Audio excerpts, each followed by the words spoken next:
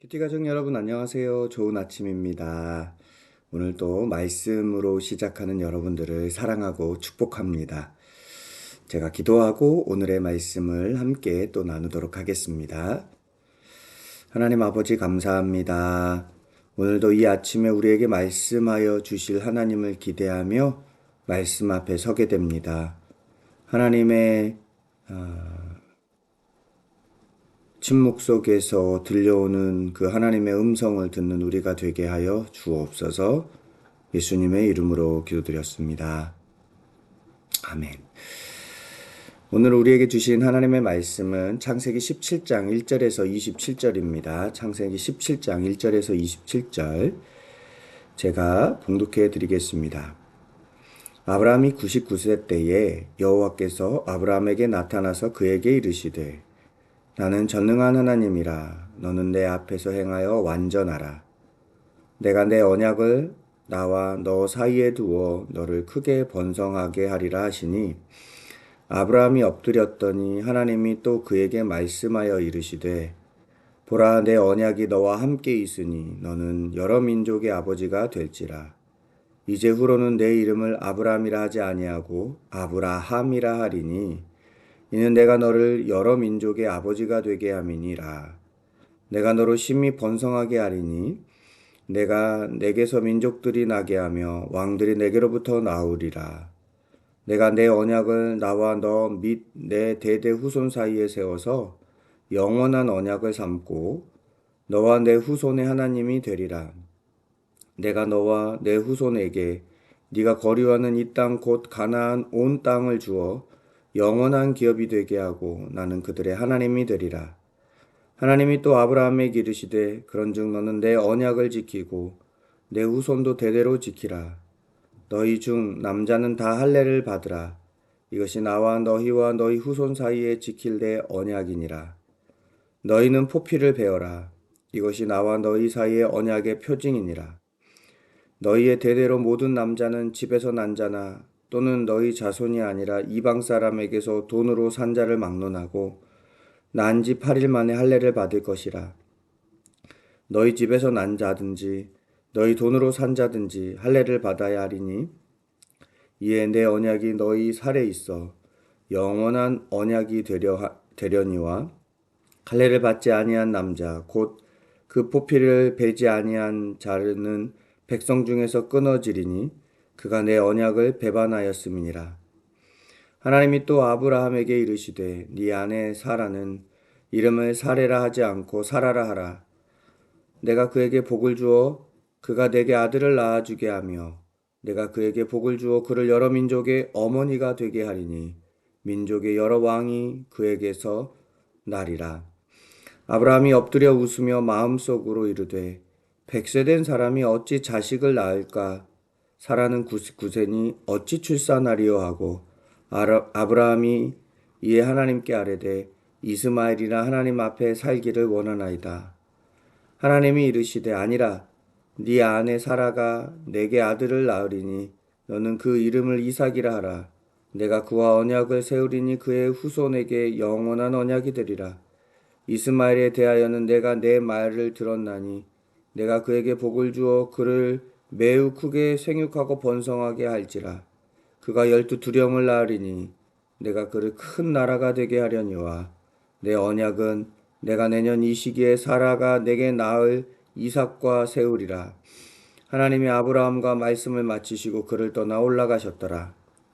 이에 아브라함이 하나님이 자기에게 말씀하신 대로 이날에 그 아들 이스마엘과 집에서 태어난 모든 자와 돈으로 산 모든 자 곧 아브라함의 집 사람 중 모든 남자를 데려다가 그 포피를 베었으니 아브라함이 그의 포피를 벤 때는 99세였고 그의 아들 이스마엘이 그 포피를 벤 때는 13세였더라.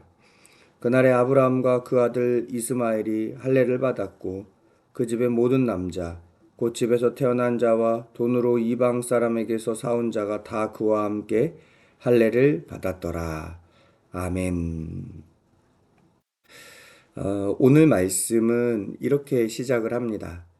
아브라함이 99세 때에 아브라함이 99세 때라고 말하는데 바로 직접 말씀인 16장 16절에는 아브라함의 나이가 86세라고 말하고 있습니다. 그러니까 13년 만에 하나님께서 나타난 거예요. 86세 때 나타났던 하나님이 99세 때에 나타납니다. 왜 13년 만에 하나님이 나타나시냐면 16장에 어떤 일이 있었냐면 하나님이 분명히 아들을 약속하셨음에도 불구하고 사람의 말을 듣고 하갈에게서 들어가서 아이를 낳게 되잖아요. 그때 하나님께서 하나님 말이 아닌 사람의 말을 듣자 하나님께서 13년이라는 기간 동안 침묵해 버립니다. 성경에서 침묵은 하나님의 징계입니다. 혹여 우리 삶 가운데 하나님의 말씀이 레마의 생명에 살아있는 말씀으로 들려져야 하는데 그러지 못할 때가 있을 겁니다. 혹시 그럴 때 내가 사람의 말에 반응하고 있진 않는지 우리가 돌아봐야 됩니다. 성경에 하나님의 말씀이 들려지지 않는 시기는 늘 하나님의 침묵이 늘 하나님의 징계이기 때문입니다. 우리가 혹여 이런 상황이라면 빨리 하나님 앞에 돌이켜야겠죠. 빨리 하나님 앞에 우리를 점검해야겠죠. 그래야 하나님 앞에서 다시금 하나님의 음성이 들려오기 시작합니다. 무려 13년 만에 하나님께서 아브라함에게 나타나서 말씀하시는데 첫 번째 말씀이 뭐냐면 1절 말미에 보면 하나님께서 이렇게 말씀하십니다. 나는 전능한 하나님이라. 전능한 하나님이다라는 건 불가능이 없다라는 거죠. 뭐든지 할 수 있다라는 거죠. 아브라함은 스스로 생각했을 때 아브라함과 사라에게서 정상적으로 아이를 낳을 수 없는 나이에 이르렀다고 생각하며 불가능하다라는 생각을 해서 어제 하갈과 동침해서 이스마엘을 낳았습니다. 그것 때문에 하나님이 13년 동안 침묵하신 이후에 첫 번째로 하신 말씀이 나는 전능하신 하나님이다. 나는 전능한 하나님이다. 라고 말씀하시면서 나에게는 불가능이 없다. 라고 하나님 스스로가 선언하시는 겁니다. 여러분 오랫동안 기도하고 계신 것들 있죠. 여러분 오늘 하나님께는 불가능이 없다라는 그 믿음을 가지고 나의 믿음이 아니라 하나님의 자기 선언을 바라보시면서 우리가 한 번 더 기도하며 주님 앞에 매달릴 수 있기를 축복합니다. 하나님께서 나는 전능한 하나님이다 라고 말씀하시면서 2절에 이렇게 이야기합니다. 내 언약을 나와 너 사이에 두어 너를 크게 번성하게 하리라. 하나님은 계속해서 일괄적으로 아브라함에게 축복을 선포하십니다. 하나님이 우리를 구원하신 이유, 아브라함을 구원하신 이유는 축복하시기 위해서예요. 여러분, 하나님의 마음은 우리를 축복하시는 겁니다. 여러분, 앞이 보이지 않고 답답할 때 하나님께서 우리를 축복하길 원하시는 그 마음을 바라볼 수 있기를 소망합니다. 하나님이 이렇게 아브라함을 축복하면서 그의 이름을 아브람에서 아브라함으로 바꿔 주시죠. 또 오늘 말씀을 보니까 사레는 사라라고 바꿔줍니다. 그러면서 아브라함에게 한 가지 명령을 하시는데요. 무슨 명령을 하냐면 할례를 명령합니다. 할례는 남성의 생식기를 자르는 행위잖아요. 아브라함이 남성의 생식기를 자른다라는 것. 성경에서 남성이 생식기를 자르는 이 할례를 행한다라는 것은 남자에게서 남자의 씨앗인 정자가 나가는 통로가 생식기 아닙니까? 그 생식기를 자름으로 인하여서 나를 통해서, 남자를 통해서, 사람을 통해서 나가는 생명과 소망은 끝났다라는 것을 선언하는 겁니다. 그러니까 인간의 가능성은 없다라는 걸 선언하는 행위가 할례입니다. 그런데 하나님께서 이것을 하나님이 행하게 하시는 게 아니라 하나님 명령하시고 아브라함은 순종합니다. 아브라함이 직접 행하는 거죠. 사람이 직접 행하는 겁니다. 스스로 나의 가능성은 없습니다라고 선언하는 행위가 바로 할례입니다. 그런데 이렇게 할례를 행할 때 하나님은 누구의 일을 하시냐면 하나님의 일을 하십니다. 사람이 인간의 가능성이 끝났다고 하나님 앞에서 고백하잖아요. 그러면 하나님은 하나님이 스스로 하나님의 방법으로 일들을 행해 나가시는데 그것을 보여주는 사건이 바로 100세의 이삭을 주시는 겁니다. 하나님께서 100세의 이삭을 주겠다고 하니까 오늘 17절에 이렇게 얘기해요. 아브라함이 엎드려 웃으며 마음속으로 이르되 100세 된 사람이 어찌 자식을 낳을까? 사라는 90세니 어찌 출산하리요? 라고 말합니다. 하나님이 전능한 하나님이다라고 말하고 있는데 그 앞에서 엎드려서 아브라함이 취한 행동이 뭐냐면 내가 어찌 100세가 됐는데 99세가 됐는데 100세가 됐는데 어떻게 아이를 낳겠습니까? 라면서 마음속으로 비웃습니다. 이런 웃음을 왜 했을까요? 그 마음 가운데 이미 인간적인 계산이 끝난 거예요. 여전히 하나님에 대한 제한이 있어요. 왜 하나님에 대한 제한이 있었는 줄 아세요? 그 마음 가운데 계산이 있거든요. 엎드려서 지금 하나님께 경배하는 마음으로 서 있지만 한쪽 마음에서는 계산을 하고 있는 거예요. 하나님을 경배하는 마음이 있지만 계산을 하고 있는 이 두 마음.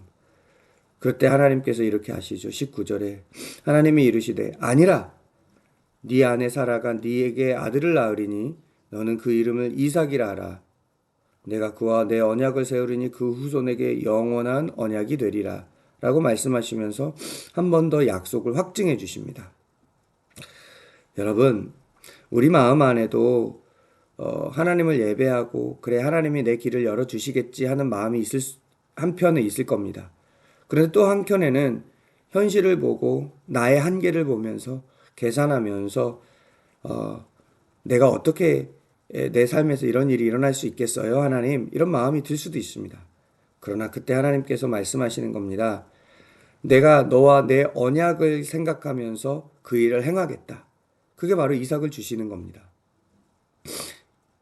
오늘 한 주를 마무리하는 금요일입니다. 오늘 하루를 살아가면서 하나님 앞에서 내가 계산하면서 하나님을 대하고 있는 건 없는지 한번 돌아봤으면 좋겠어요. 분명 우리는 하나님을 경배하고 있습니다. 분명 우리는 전능하신 하나님을 믿고 있습니다. 그러면서 한편에는 내가 이건 안 될 거야. 이건 불가능할 거야. 혹시 이런 마음이 있었다면 이런 불가능할 거다, 안 될 거다 이런 마음을 제거하고 정말 하나님이 당신 스스로 전능하다고 선포하셨다면 불가능한 일은 없을 거야 라고 믿음으로 선포하면서 오늘 하루를 나아갈 수 있기를 소망합니다. 기도하겠습니다. 하나님 아버지 감사합니다. 오늘 또 주신 말씀에 감사합니다. 하나님은 하나님 스스로가 전능하신 분이라고 선포하셨습니다.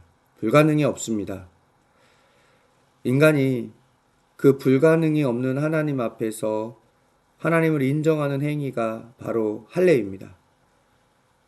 나는 끝났지만 앞으로 하나님이 하실 것이라는 믿음의 고백, 그런 마음의 할례를 오늘 행하며 주님 앞에 나아갈 때에 우리 삶에 불가능하다고 생각하는 것들, 인간적인 계산을 하며 하나님을 제한하는 것이 아니라 하나님의 놀라운 일들을 기대하며 나아가는 우리가 되게 하여 주옵소서. 일하실 주님을 찬양하며 예수님의 이름으로 기도드렸습니다. 아멘. 오늘도 하나님께서 매일의 만나를 주셨는데요. 이 만나를 먹고 하루도 영적 생명을 풍성하게 누리는 저와 여러분들이 되기를 축복합니다. 오늘 저녁 금요기도에 만나겠습니다. 사랑합니다.